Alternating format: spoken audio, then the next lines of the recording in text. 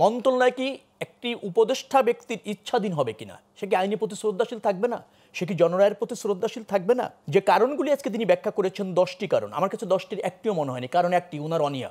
Mayor হিসেবে শপথ নেওয়ারও প্রয়োজন রয়েছে। এই কারণে রয়েছে যে এটা জনগণের রায়, দ্বিতীয় হচ্ছে আদালতের রায়। নির্বাচন কমিশন গেজেট প্রকাশ করেছেন, অতএব তিনি শপথ নেবেন, এটাই ন্যায্য। এখন স্থানীয় সরকার বিভাগের কাজ হচ্ছে তাকে শপথ নেওয়ানো। যেহেতু স্থানীয় সরকার মন্ত্রণালয় সেই কাজে ব্যর্থ হয়েছে বিধায় ওই মন্ত্রণালয়ের প্রধান উপদেষ্টা আসিফ, তাকে দায় দিতে হচ্ছে। এখানে ব্যক্তি আসিফ কোনো ব্যাপার নয়। ব্যক্তি আসিফরা যখন নিজেদের পছন্দের ব্যক্তি হয়, বিতর্কিত ব্যক্তি, বাট তাদের পছন্দের সেরকম লোককেও তো প্রশাসক নিয়োগ করার নজির রয়েছে ঢাকা উত্তর সিটি কর্পোরেশন আছে। এখন একটা মন্ত্রণালয় কি একটি উপদেষ্টা ব্যক্তির ইচ্ছাধীন হবে কিনা, সে কি আইনের প্রতি শ্রদ্ধাশীল থাকবে না, সে কি জনরায়ের প্রতি শ্রদ্ধাশীল থাকবে না? যে কারণগুলি আজকে তিনি ব্যাখ্যা করেছেন 10টি কারণ, আমার কাছে 10টির একটিও মনে হয়নি। কারণ একটি, উনার অনিয়া।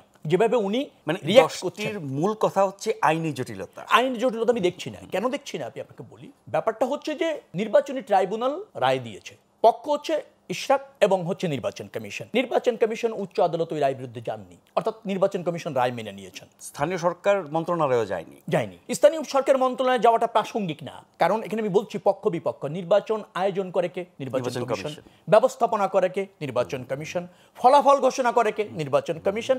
গেজেট প্রকাশ করে নির্বাচন কমিশন। তারা রায় মেনে নিয়েছে, তার মানে তারা ওই আইনি লড়াইয়া যায়নি। তো স্থানীয় সরকার মন্ত্রণালয়ের অনিচ্ছা কেন হবে, অনীহা কেন হবে? আচ্ছা, যদি সেটা প্রয়োজন হয়, তারা যদি আবার নিজে পার্টি হয়, ধরেন আমি বলছি যে পক্ষ হয়, পক্ষ হয়ে তারা উচ্চ আদালতে যেতে পারে, সেখানে তো তারা যাচ্ছেন না। অর্থাৎ কালেক্ষেপণ এবং একটা ব্যক্তির, অর্থাৎ স্থানীয় সরকার মন্ত্রণালয়ের উপদেষ্টার ইচ্ছা অনিচ্ছার প্রতিফলন আমরা মন্ত্রণালয়ে দেখতে পাচ্ছি, যার ফলে ঢাকাবাসী তারা নির্বাচিত করেছে ইশরাককে ভোট দিয়ে। তারা তাদের নগরপিতাকে মানে নিশ্চয়ই ওই আসনে দেখতে চায়। এই আন্দোলন তো থাকবে, যৌক্তিক আন্দোলন, তাদেরই ভোটে নির্বাচিত। যদি আপনি ট্রাইব্যুনালের রায়টা বিচার করেন, একটা কথা বলে রাখা ভালো এখানে, সেটা হচ্ছে ওনারা একবার বলতে চেয়েছেন আপনার এই আসিফ মাহমুদ যে আরজি সংশোধন হয়েছে। তো আরজি সংশোধন কিন্তু আইনি অধিকার।